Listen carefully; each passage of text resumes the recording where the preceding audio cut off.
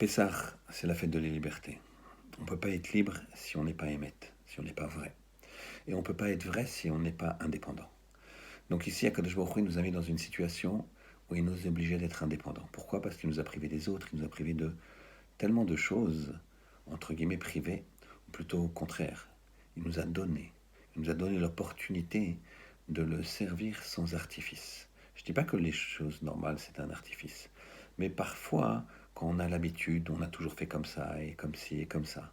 Vous savez, Pessah, c'est la seule fête qui est une fête où on peut aller, entre guillemets, à l'extrême, à l'image du Hametz. Le Hametz, on ne peut pas avoir une miette de Hametz.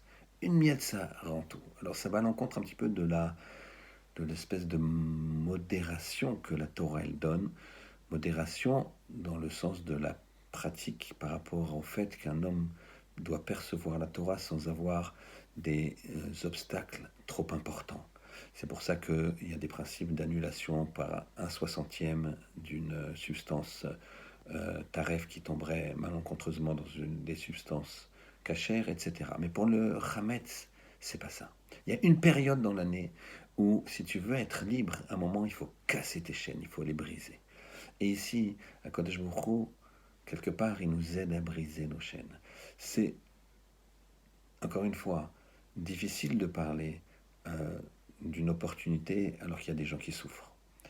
Mais c'est un fait. C'est un fait. Il faut essayer de ce Pessah-là, de briser nos chaînes. Et donc je répète que c'est fondamental que le soir du Seder, qui est un soir de liberté absolue, vous savez, on a dit les années précédentes, qu'on dit à son fils, c'est les fêtes de l'éducation, on dit à son fils, Hachem, il m'a fait sortir d'Égypte. Ça veut dire quoi, il m'a fait sortir d'Égypte? On avait dit, tout le monde connaît, de ma propre Égypte. Mais là, on va être obligé de sortir vraiment de sa propre Égypte, de son propre confinement.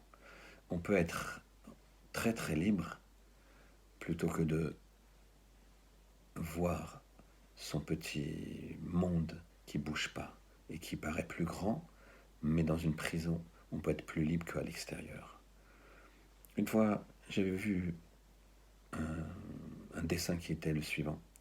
C'était une personne qui décrivait à quelqu'un qui était malade et qui ne pouvait pas se lever. C'était deux personnes qui étaient dans un hôpital. Et l'une qui pouvait se lever, elle s'approchait de la fenêtre, elle lui décrivait ce qui se passait par la fenêtre.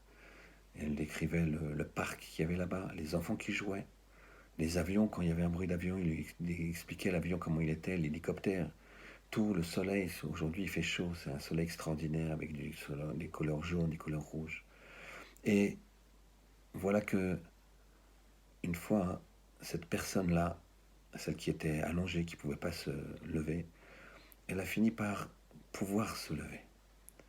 Et elle a cherché dans le couloir la fenêtre par laquelle regardait son, entre guillemets, colocataire de l'hôpital, et il a vu qu'il n'y avait pas de fenêtre. Il pensait qu'il le regardait par une fenêtre du couloir qui n'était pas accessible, il n'arrivait pas à voir ce qui se passait dans le couloir, allongé sur son lit, mais maintenant qu'il pouvait se déplacer, il voyait.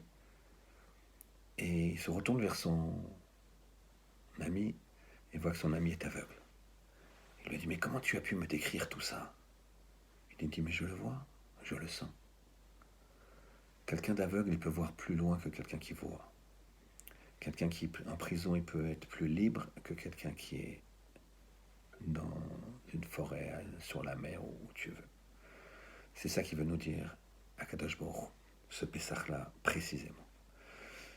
À chaque étape, on doit réfléchir. Avant de faire le kiddush, on doit juste se poser avec nos enfants et réfléchir comment on va se sanctifier, comment on va devenir indépendant, comment on va devenir quelqu'un d'autre, quelqu'un de plus libre. Uchatz, se purifier. Motzi Matzah, on va trouver le bonheur. Et finalement, Tsafoun, on va réussir à trouver ce qui est le plus enfoui en nous, c'est-à-dire cette étincelle divine, et c'est ce qui nous permettra de, à Nirtza, de chanter, d'être agréé, parce qu'on sera arrivé, si Dieu veut, à ce que veut Hachem que l'on devienne. Chag Sameach.